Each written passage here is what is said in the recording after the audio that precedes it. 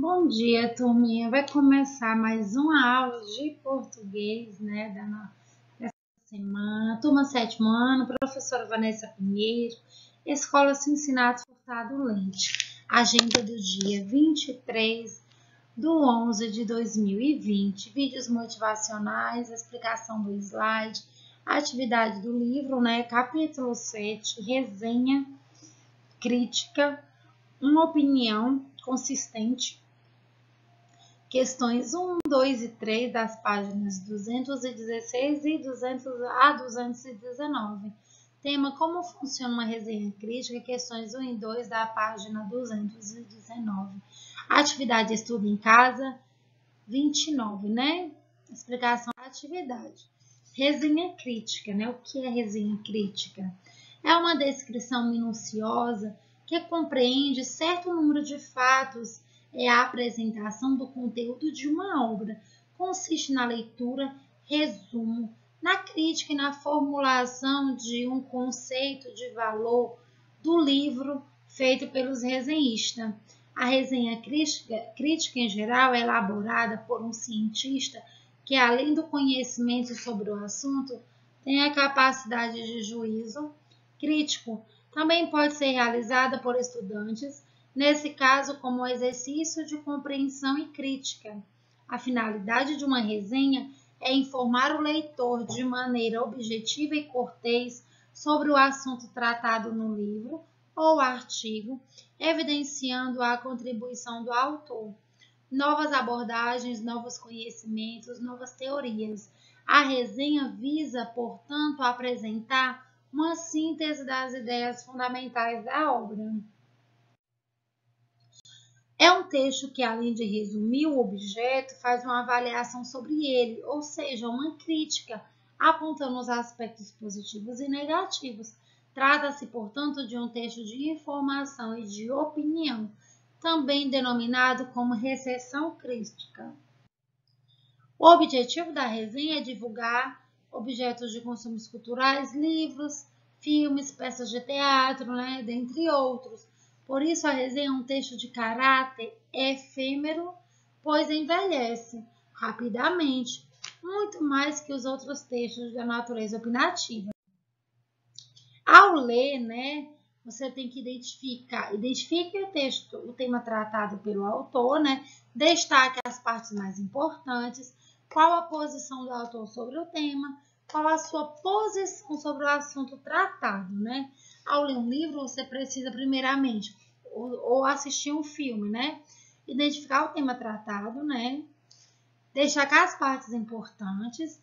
Aí depois, qual a posição do autor sobre o filme ou sobre o tema, né? De acordo com o que você assistiu e leu. E qual a sua posição, sua opinião, né? Sobre esse assunto. A estrutura, né? Título, referência, dados do autor, resumo e sua avaliação crítica, né? Como começar? Citar a obra que será resenhada, né? Escrever um parágrafo sobre o conteúdo da obra, atraia o seu leitor, né? Aí aqui é um exemplo, aqui é uma crítica, uma resenha crítica sobre esse livro, né? Língua e Liberdade, que é o nome do livro, por uma nova concepção da língua materna e seu ensino, né? Aí no caso da página 112, né? Ele fez aí do gramático Celso Pedro Luft, que é o autor, aí diz que traz um conjunto de ideias que subvergem a ordem estabelecida no ensino da língua materna por combater veemente o ensino da gramática em sala de aula, né? O resenhista, né, que é no caso a crítica, né, dele, o resenhista crítico mostra as falhas presentes na obra, informações desencontradas e, quando merecido, dá elogios ponderados sem rasgar a seda. Apesar de sua análise técnica e equilibrada, o resenhista não possui o direito de deturpar o conteúdo do livro e o pensamento do autor da obra. Agora é a hora da nossa atividade, né? Como eu já expliquei lá na frente, né? O tema resenha crítica, né? Crítica, capítulo 7, páginas 216 a 219, o objetivo, né? Explorar recursos estruturais, estilísticos e discursivos do gênero resenha crítica, né? Questões 1, 2 e 3 da página 219. Tema da atividade, como funciona uma resenha crítica, página 219. Objetivo, diferenciar as operações de descrição, avaliação e argumentação e perceber complementariedades, né? As questões 1 e 2. Estudo em casa, atividade 29, o objetivo, analisar em textos narrativos ficcionais as diferentes formas de composições próprias de cada gênero, os recursos coesivos que constroem a passagem do tempo e articulam suas partes. Leituras 1, 2 e 3. Estudo em casa. Volume 4, atividade 29, né? Eu já li o objetivo lá no começo, né? Observa a tirinha a seguir. Oba, praia, uiá, toque, ai. Puxa, que dia ótimo, não? Que bom que alguém gostou. A palavra uia do segundo quadrinho quer expressar: letra A, um espanto por causa da praia no domingo. B, um grito de dor devido à picada de um caranguejo. C, uma euforia por ter ido à praia com os amigos. Ou letra D, uma surpresa por ter encontrado um caranguejo. A alternativa E, né, um espanto por causa da praia do domingo, né? No domingo. Leia o texto a seguir. Os balões nas histórias em quadrinhos. Socorro! Olá, tudo bem? Cadê a bola? 2. Os diversos tipos de balões indicam diferentes intenções, como a fala, um pensamento ou um grito. Nos quadrinhos que usam grito, o objetivo da pontuação é: letra A, assustar o leitor de quadrinhos. B, caracterizar os personagens. C, expressar uma reflexão. Ou letra D, simular o efeito de sentido do grito. Observe a imagem abaixo. Pode parecer pouco, mas de tijolinho em tijolinho podemos construir os maiores muros. Muros não, podemos construir pontes. 3. Na tirinha acima, o uso das reticências serve para: letra A, indicar o final da frase. Letra B, indicar uma fala. Letra C, indicar uma hesitação. Ou letra D, indicar uma pergunta. Até a nossa próxima aula. Um grande beijo. Fiquem com Deus. Após o slide, eu irei explicar a atividade, tá bom? Do livro, como sempre eu faço. Turminha do 7º ano, como sempre eu faço, né? Eu irei explicar a página do livro que vocês irão responder, tá bom? O texto que vocês vão ler é o capítulo 7, resenha crítica, uma opinião consistente. Vocês irão ler esse texto em casa, tá bom? Com base nesse texto, vocês irão responder as questões propostas. Esse texto tá na página 216 e 217.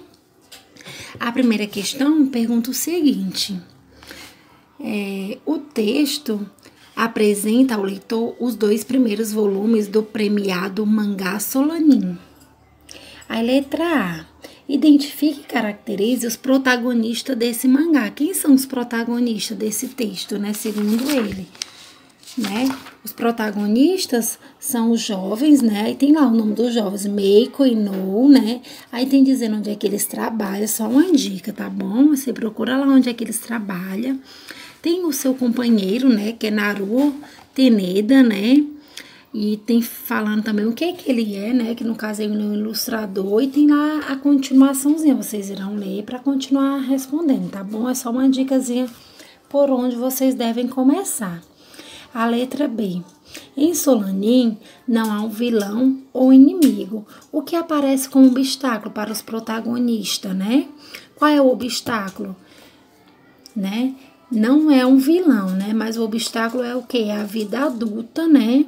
E suas dificuldades que levam os jovens a uma rotina entediante, né? Dilatada pelas necessidades do trabalho. E assim por diante, aí lá no texto vai ter, tá bom? 2. Além de abordar a trama, o produtor do texto analisa a qualidade das ilustrações do autor japonês Inio Asano. A letra A: quais aspectos do desenho foram apresentados, né? O que é possível a gente perceber de acordo com o desenho? A gente pode perceber o capricho, né, que ele teve, a presença de detalhes, né, o trabalho com luz e sombra. A gente consegue perceber isso. A letra B: que expressão foi empregada para comparar a qualidade visual de Solanin a de outros mangás disponíveis ao público brasileiro, né? O que é percebida? A expressão de que ganha de lavada. C: que expressão do texto tem sentido equivalente a ela e pertence à linguagem formal?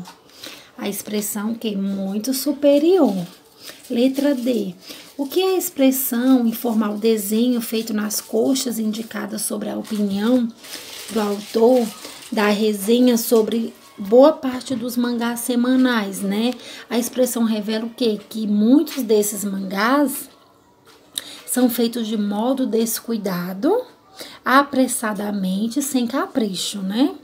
A letra E: a comparação entre a trama e as ilustrações de Solanin está expressa no subtítulo referente a esse trecho. A expressão em sintonia sugere que a trama é, primeiro, superior às ilustrações, 2, inferior, ou 3, da mesma qualidade, né? A resposta correta é a 3, né? Da mesma qualidade.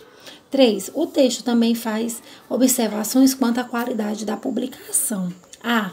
O que é um poké? Formato escolhido para publicar o Solanin, né? Esse pocket é um livro produzido em formato pequeno, né? Para tornar assim mais prático. Letra B: por que Solanin poderia oferecer dificuldades à edição? Por causa da grande quantidade de textos verbal, ou seja, diálogos, né, no caso, um exemplo, né, que poderia comprometer a estética do mangá. O outro tema da atividade que vocês irão fazer é como funciona uma resenha crítica. Primeira questão: as resenhas costumam ser escritas por conhecedores de um segmento cultural, literatura, games, teatro. Letra A: como o resenhista mostra mostra que seu conhecimento de mangás não se limita a Solange, né?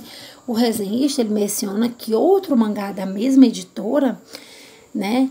E faz comparações entre as ilustrações de Solange e de outros mangás, né? Então, ele tem um conhecimento sobre esse tema, né? Sobre os mangás. B. Quais expressões do primeiro parágrafo evidenciam a opinião do resenhista sobre Solange, né? Quando ele fala assim, né? O melhor lançamento, né? Belíssima história, mais um acerto. C. Essa opinião foi sustentada com argumentos objetivos, né? Sim, né? Pois o resenhista, ele resumiu a trama e mostrou como ela dialoga com questões comuns aos jovens, né? Além de indicar os pontos altos da ilustração. Letra C. Essa opinião foi sustentada com argumentos objetivos? Explique sua resposta. Ou, letra D, né? Desculpa. Os dados apresentados na resenha são suficientes para que você decida entre ler e não ler Solange. Justifique sua resposta, né? Essa resposta é pessoal, né? Mas, obviamente, sim, né? A resposta, já que a resenha é bastante completa, né? Oferecendo informações sobre o conteúdo e a publicação. Letra E. Após ler essa resenha, você leria esse mangá? Por quê? Isso aí é pessoal, né? Se você leria e o porquê que você leria, né? Após você ler esse texto aí que tem na página 216 e 217, que é a resenha sobre o livro. 2. Reflita sobre os leitores da resenha. A. Porque é provável que a maioria dos leitores de Solange seja de adultos jovens. Porque o mangá, né, ele tem como tema questões ligadas à vida dos universitários, né? Ou seja, dos recém-formados. Ou seja, isso, o público, logicamente, seria adolescentes e jovens, né? Letra B. Do ponto de vista da linguagem, é correto afirmar que o texto se comunica com seu público? Justifique sua resposta. Sim, né? Ele se comunica, né, com o público. O texto usa algumas expressões informais que se aproximam da variedade linguística usada pelos jovens. C. Suponha que alguém não habituado com as características do gênero mangá lesse a resenha. Há termos técnicos que dificultam a compreensão desse conteúdo? Não, né? Tudo que é exposto na resenha é possível compreensão, basta você ler, né, com atenção, né? Quando você lê com atenção, você consegue identificar os pontos positivos e consegue compreender a leitura, não é isso? Então, a questão é essa, tá bom? Eu aguardo a devolutiva da atividade de vocês.